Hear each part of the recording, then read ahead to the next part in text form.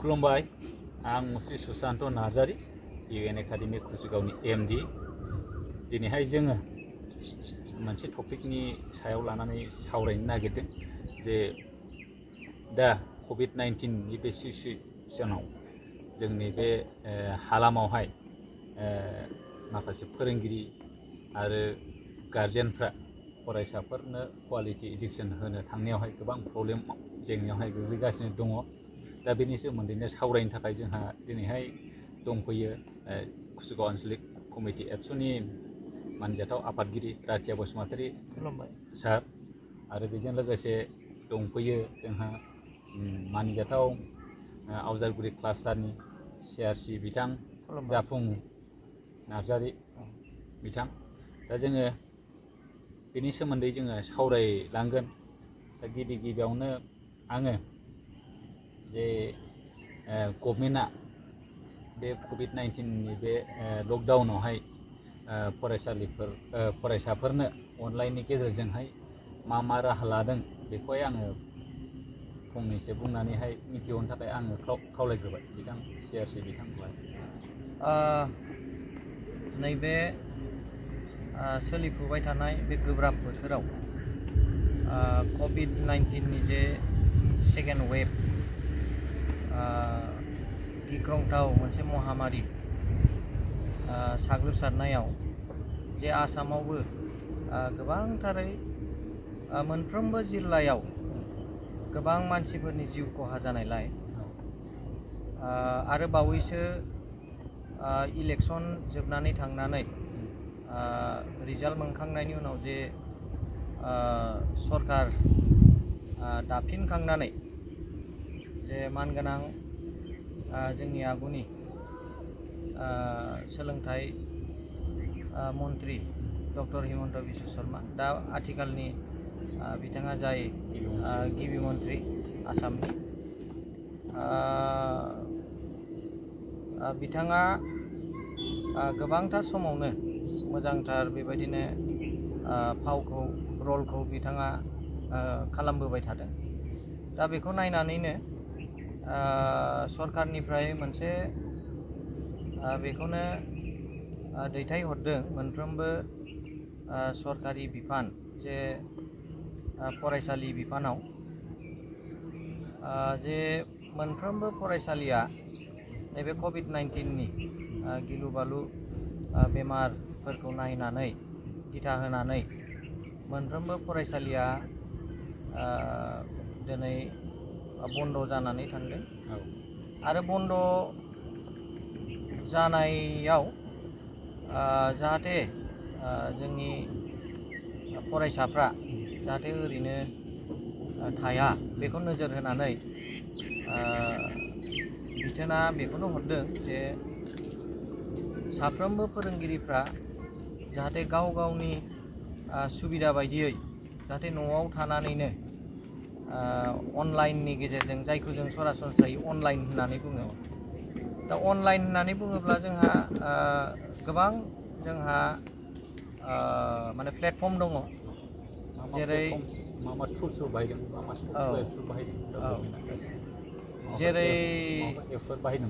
जेरै दा बर्थमानाव नैबे सेकेन्ड वेभनि उनावहाय जोंनि बिफाननिफ्राय सोलोंथाइ बिफाननिफ्राय मोनसे अर्डारा बेनो जे मोनफ्रोमबो क्लास्टाराव फेसबुक इउटुब चेनेल ससियेल मिडियानि गेजेरजों इउटुब चेनेलखौ गावबागावनि क्लास्टारनि मुङावनो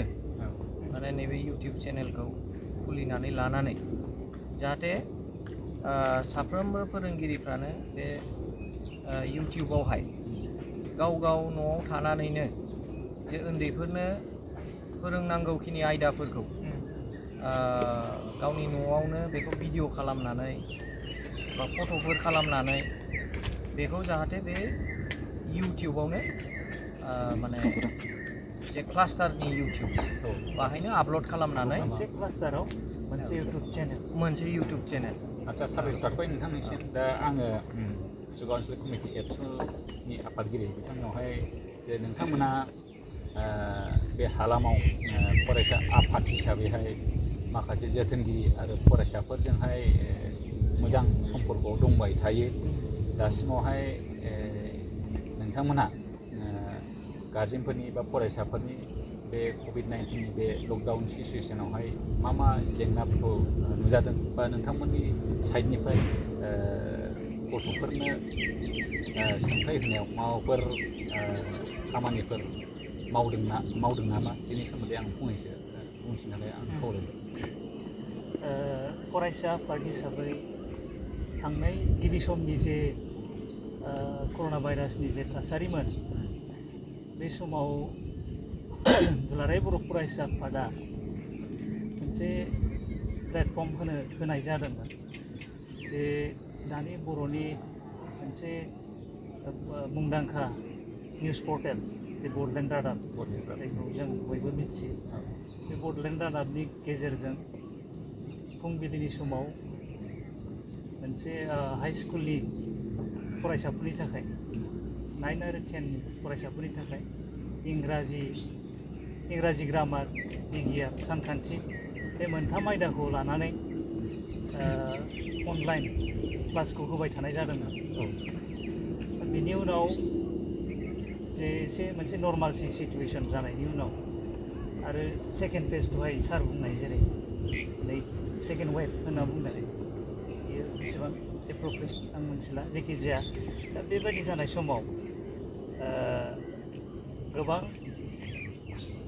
सिगां समनिफ्राय दानि थासारिया एसे आलादासिनखाय दासिम बेबायदि इनिसियेटिभखौ लायाखैबाबो थेवबो माखासे हाबाफारि रनसायनो नागिरदों जे नैबे 18 मे बर' बिजों सान बेयाव मोनसे हाबाफारि लानो नागिरदों अलरेडि बेखौ फोसावनायबो जाबाय हाई स्कुल लेभेलनि आरो बिनि गोजौनि PG UG बे फरायसाफोरखौ लानानै मोनसे अनलाइन मोनसे कम्पिटिसन आरो लिटारेरि कम्पिटिसन मोनसेया जादों खन्थाइ आवरायनायखौ खालामनो नागिरदों मोनसे प्लेटफर्मनि गेजेरजों गुगल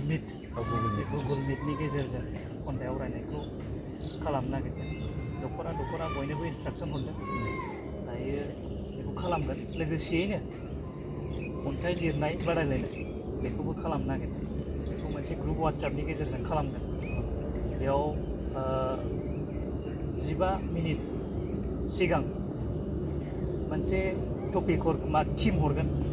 बे थिमनि सायाव खन्थाइखौ लिरनांगौ आरो खन्थाइखौ लिरनानै फट' खेबनानै हरनाय ना मारै खालामगोन बेखौ दासिम मोजाङै फोरमायहरथ'वाखै दिनै गाबोननि गेजेराव फोरमायहरगोन जानो हागौ दा बे इनिसियेटिभा फरायसा आफादनिफ्राय दासिम दंफैयो गुबुन हाबाफारिफोर जेरैबायदि गाजा गोमजा खालामनांगौ बेखौ फरायसा आफाद हिसाबै गभर्नमेन्टनि जे माखासे गाइडलाइन्स प्रट'कल बेफोरखौ मानिनानै खालामबाय थादों दा नैबेखिनि समाव जोंनिफ्रायबो बेखौनो बुंनो सानो जे गभर्नमेन्टनि जेसेबांनाखि दा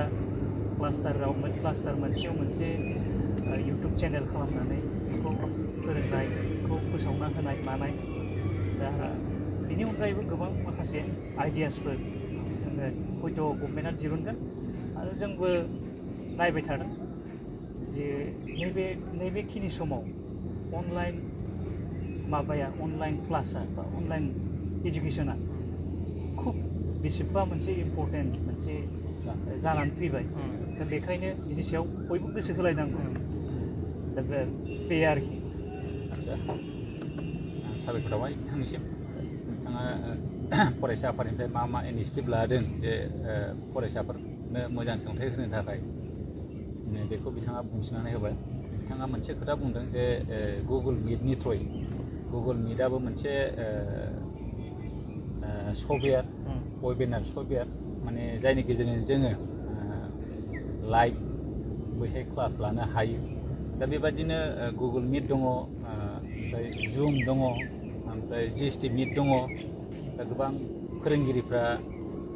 बेफोर सफ्टवेयारखौ फ्रियैनो इउज खालामनानैहाय क्लासखौहाय लानो हायो।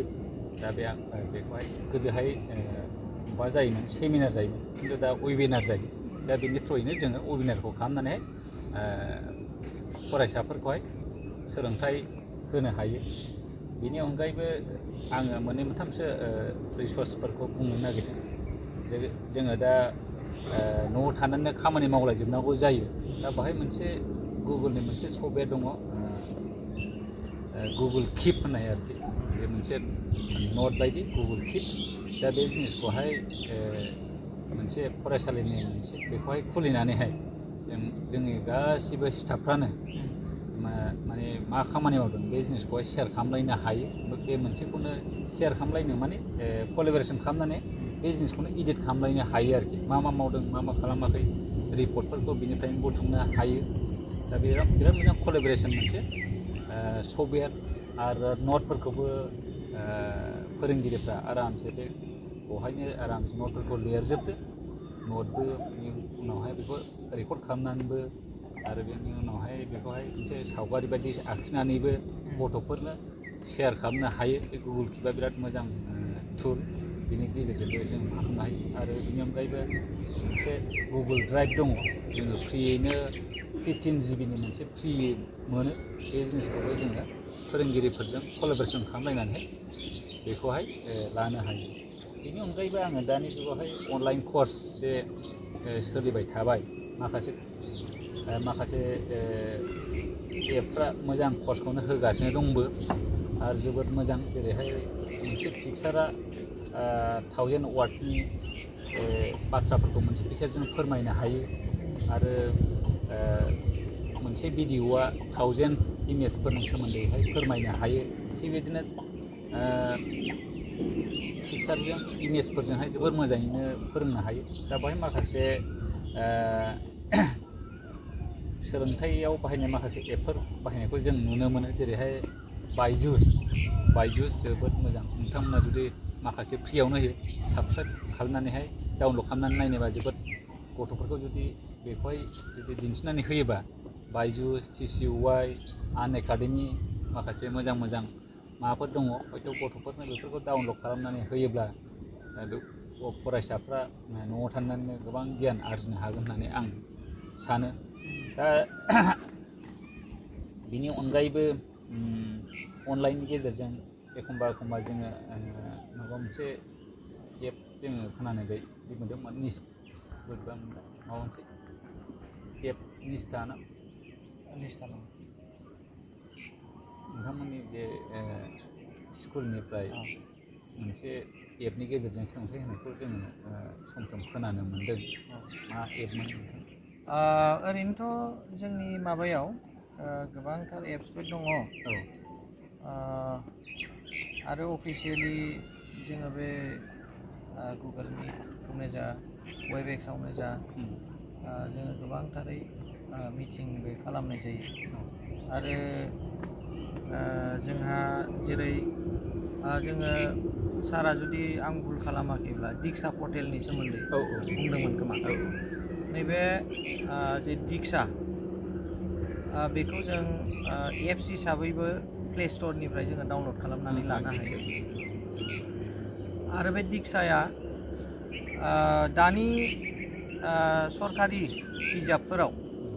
सरकारि फरायसालिनि जे बिजाबफोर, बे बिजाबफोराव, गोदान बिजाबफोराव नोंथांमोना नायोब्ला नुनो मोनगोन जे बाहाय QR क'ड, जायखौ जों QR क'ड होनो, नैबे QR क'डआ बबेबा फरायाव दङ। नाथाय गासिबो फरायावनो बे QR क'डखौ दासिमबो होजोबनो हायाखै। हयथ' NCERT बा SCERT एक्सपार्टफ्रा हयथ' बेखौ डेभेलप खालामगासिनो दं। दा नैबे जे QR क'ड जायखौ आं होनदों, नैबेखौ जुदि स्केन खालामोब्ला, नैबे दिक्सा पर्टेलनिफ्रायबो जों स्केन खालामनो हायो, बे एप्सनिफ्रायबो जों खालामनो हायो। जेब्ला जों स्केन खालामो आरो नोंथांमोना जुदि मबाइलाव प्रपार जुदि एप्स दङब्ला बेखौ स्केन खालामनानैनो नोंनि मबाइलावनो गासिबो जिनिसा बे फराया फैजोबो। आरो बेखौ माबोरैहाय फोरोंनांगौ माबोरै फोरोंनाङा नैबेनि रिसर्स माखासेखौबो जों मोननो हायो। आच्चा गोजोननाय थाबाय। दा गोबां गार्जेनफ्रा बा माखासे इन्टेलेक्सुयेलफ्रा रायज्लायसोयो नैबे खोथाखौ जे अनलाइननि गेजेरजोंहाय गोबां फरायसाफ्रानो माने मबाइल लानानैहाय माने गाज्रि साइड मोजांनिफ्राय गाज्रि साइडआवसो बांसिन थांगासिनो दं माने सावरायनायखौ जों खोनाबाय थायो। दा मेरिट्स आरो डिमेरिट्स हयथ' थाखागोन। बिनि सायावहाय नोंथाङा मा बुंनो सानो? बेखौ आं नैबे नोजोरजों आं एसे बुंनो नागिरदों जे आं मोनसे जाथायखौ आं गोसोखांग्रोनो नागिरदों जे थांनाय बोसोरनि मोनसे जाथाय, दुखुनांथाव मोनसे जालांनाय जाथाय जे जोंनि चिरां जिल्लायाव सासे फरायसाया माने नैबे अनलाइन क्लासनि थाखाय मबाइल मोनैनि जे गावनि जिउखौ खहा खालामदों। आङो बै फरायसाखौ आं गोसोखांग्रोनो नागिरदों आरो जाहाथे जोंनि फरायसाफ्रा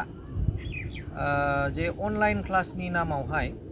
आंनो मबाइल नांथारगौ होननानै जाहाथे बिमा बिफाखौ प्रेसार होनानै मोनैनि जाहोनाव जाहाथे रावबो फरायसायानो जाहाथे बेफोरबायदि गाज्रि लामाखौ बासिनानै लाया, आं बेखौ खावलायग्रोनाय थाबाय। आरो जायफ्रा मबाइल दंजायो आथिखालाव सोलिफुबाय थानाय बे मोजां आरो गाज्रि सब जायगायावनो, सब जाहोनावनो, सब जाथायावनो मोजां आरो गाज्रिया थाखायो। बेनिखायनो मबाइला जोङो बाहायनो रोङोब्ला बेनो नोंखौ मानसि खालामनायनि लामायाव नोंखौ दैदेनलांनो हायो। गियान आरजिनायाव गोबांथार गियान नोंनो होनो हायो। नाथाय बे मबाइलावनो जुदि नोङो बाहायनो रोङाब्ला बेनो नोंखौ फोजोबस्रांनायनि लामायावबो लांनो हायो एबा समखौ खहा खालामनायनि लामायावबो लांनो हायो। दा नोंथाङा बेनि सायावनो नोंथाङा बेनि सायाव मा बुंनो सानो? मोनसे बाथ्रा गोसोखांदों जे अनलाइन क्लास बा अनलाइन सोलोंथाइ बेथ' खुब इम्परटेन्ट जाबाय। दा दहायबो बुंदों आङो, दा बेनि गेजेरावबो जोङो जेनेबा रुरेल एरियानि बा बेबायदि मोनसे जायगायाव दङखाय आङो बेखौनो अबजार्भ खालामदों पार्सनेलि। गोबां मानसिफ्रा नैबे अनलाइन क्लास बा अनलाइन इडुकेसननि सायाव माखासे बाथ्राफोरखौ लाबोदों, माखासे बाथ्राफोरखौ सरसा खालामदों। बेयाव माखासे इस्युस एन्ड चेलेन्जेसफोर थाबाय, जेरै गोबां बेबायदि लवार क्लासनि फेमिलिफोर दं जोंनि गेजेराव। सोरहाबा सोरनिबा न'खराव बिदि एन्ड्रइड बा स्मार्टफन बेबायदि गैया। दा बेखौ लानानै जेन'बा दहायनि सार रायखांनाय बाथ्रा बिदि न'खरफोर गोबां दं जोंनियाव। लोगोसे इन्टारनेट कानेक्सन बेबो दासिम जोंनि एरियायाव मोनसे पुर माबायाव दङ आरोखि, लेभेलाव दं। बे हिसाबै गभर्नमेन्टआ बेनि सायावबो एसे इनिसियेटिभ लानांगौनि मोनसे माबा दङ आरोखि। इन्टारनेट कानेक्टिभिटि ओमफ्राय इडुकेसननिखौ जुदि माबा खालामोबा, अनलाइनानो जाथारबायबा बेनि सायाव बैबायदि माबाफोरखौ सात्रफोरखौ सापर्ट खालामनायनि माखासे पलिसिफोर एडप्ट खालामनांगोन, बेखौ आं मोनदाङो आरोखि। दा आरो मोनसे बाथ्राखौ जों खावलायनांगोन, जों मोनसे एवारनेस लाबोनांगोन। आं ओरै सानो जे बबेबा मोनसे गामियाव गंसेबो स्मार्टफन गैयै न'खर बेबायदिथ' गैखाया। जानो हागौ बेयाव 50% थानो हागौ, 60%, 70% सोरनियावबा दङ। दा बैबायदि स्मार्टफन गोनां मानसिफ्रा बे थासारिखौ बुजिनानै जोंनि गथ'फोर, मानोना सोलोंथाइयानो माने समाजखौ सोलायनायाव मोनसे समाज सोलायनायनि मोनसे देरसिन हाथियार होननानै जिहेतु नेलसन मेन्डेला बिथाङाबो बुंलांदों। बे बाथ्राफोरखौ बुजिलायनानै सापर्ट खालामोबा गामि लेभेलफ्रावनि बाथ्राखौ आं बुंनो नागिरदों। गामि लेभेलफोरनि मानसिफ्रा, जायफोर एसे एजुकेटेड मानसिफोर, बै LP UP नि स्टुडेन्टफोरखौ सापर्ट खालामनायनि बेलायाव एसे गोसो होनांगौ होननानै आं सानो आरो बे एवारनेसखौ जों लाबोलायनांगोन कलेज इउनिभारसिटिनि स्टुडेन्टसफोरनि बेलायाव बिनि सायाव एफाग्राब बुंनांगौ दं सानाखै आं दा अनलाइन इडुकेसननि बेलायाव बिथांमोना फ्राय बेनि बे बेलायाव एसे माबायानो जाखाबाय एवेर जाबाय बे हिसाबै बे LP ME नि गथ'फोरखौ सांग्रांथि होनो नैबेबायदि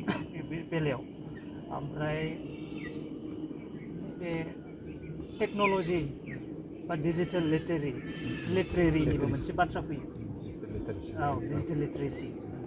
सोरनिबा न'खराव जानो हागौ दे मबाइल मोनबाय खुनुरुखुम बेखौ जगार जाबाय दा बेखौ बाहायनाय मानाय बेयाव एक्सपार्ट जाया जानो हागौ मोनथिया जानो हागौ बेखौ सापर्ट खालामनायनि थाखायबो माखासे माबा थानांगोन आरो कर्स होनबा एसे गाज्रि माबा खोनानो नागिरो बे टार्मसा एवारनेस होनो थाखाय बेखौ बिदि नांगोन आरोखि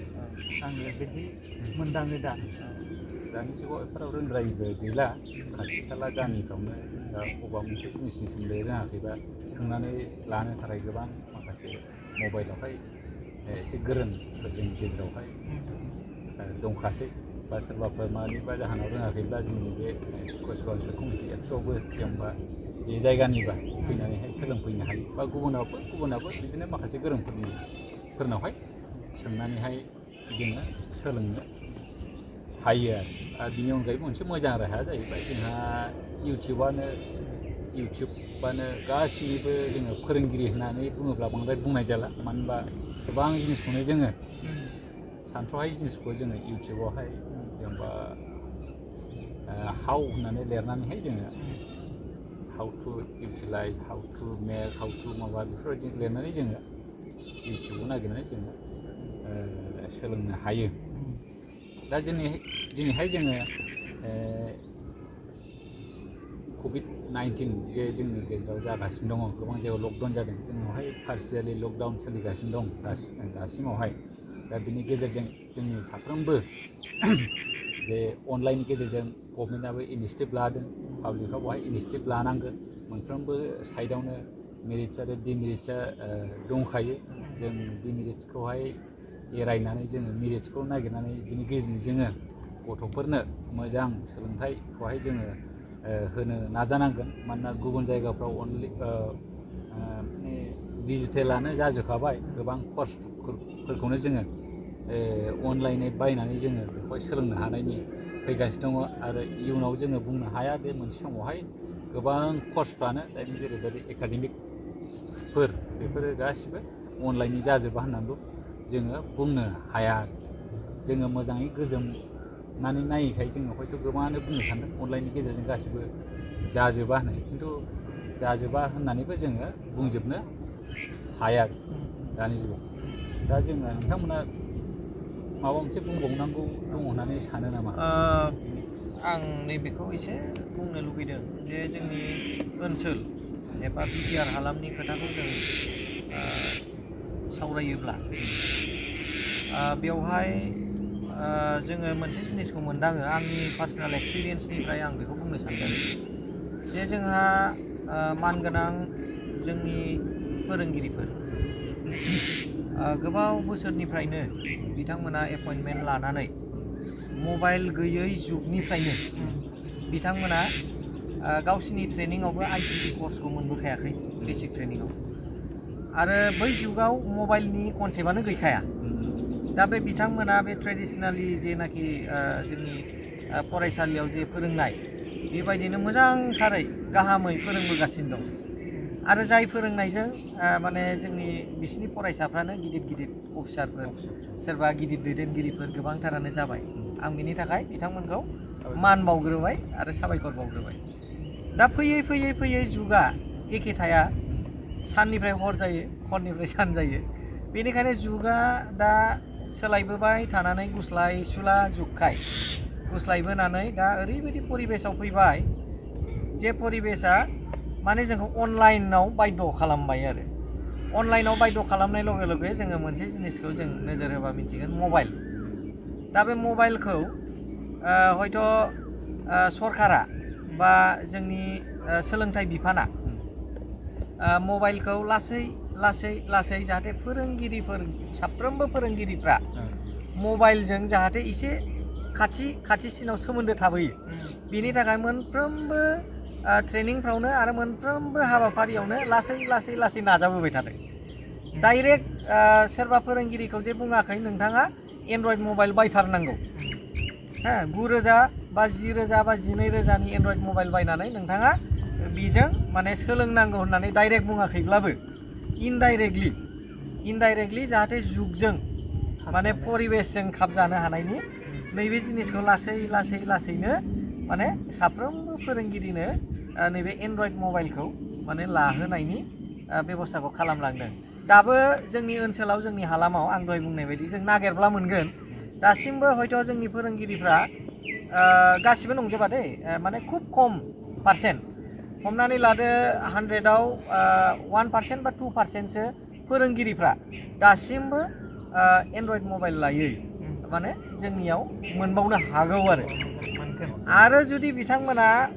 बे एन्ड्रइड मबाइल बा स्मार्टफनजों बिसोरो मोनदोंब्लाबो बा लादोंब्लाबो बिथांमोना हयथ' बै सिंनि फांसनफोरखौ मानो होननानै बुङोबा जों गोबांथार ट्रेनिंआव बिथांमोनखौ जोङो गाइड खालामबोयो बिथांमोनखौ जों एसे दहाय सारा एसे निस्थानि खोथा बुंदों निस्था ट्रेनिंआवबो जोङो गोबांथार फोरोंगिरिफोरखौनो मबाइला माने बिसिनि मावख'नो हायियाव जों एसे गाइड खालामनांनाय जादों दा बेफोरबायदि गिबि खेबावनो आं सानदों जे फोरोंगिरिफोरनो नैबे जिनिसखौ टाइम टु टाइम जाहाथे बिसोरो बे एन्ड्रइड मबाइलजों स्मार्टफनजों फेमिलियार जायो ओमफ्राय इउटिउबखौ माबोरै बाहायनांगौ आरो मोनसे जिनिसा ओरैबायदि जिनिसा कनसेप्टआ गोदान जाबाय नालाय गोदान कनसेप्टखाय मा जायो स्टेन्ड होनानै जे गाव जे भिडिअ खालामगोन माने भिडिअ खालामनो सासु मासु जायो कनफिडेन्स गैया जायो गोबांथार फोरोंगिरिखौनो जोंनि बिफाननि थोननाय बायदियै बानजायनाय बायदियै साफ्रोमबो CRCCफ्रानो गावनि सिङाव थानाय फोरोंगिरिफोरखौ खावलायबोबाय थादों जे नोंथांमोना भिडिअ हर नोंथांमोना ससेब्लाबो भिडिअ खालामनानै हर नाथाय माने बेजों खाबजायैयाव माने सासु मासु एसे गिनाय गिहं फाहं माने नैबेफोरनि जाहोनाव माखासे भिडिअखौ आपल'ड खालामनो हाया जायो दा बेफोर माखासे जेंना दङ आरो जोबथारनायाव आं बेखौनो बुंबावनो नागिरदों जे अनलाइन होननानै बुङोब्ला दिनै नैबे प्लेटफर्मनिफ्राय आं मोनसे मेसेजखौ होनो नागिरदों अनलाइन सोलोंथाइ होननानै बुङोब्ला जों जे फेसबुकाव होबाय बा वाट्सएप ग्रुपावनो होबाय जोङो भिडिअ खालामनानै गथ'फोरनो हरबाय दैथायहरबाय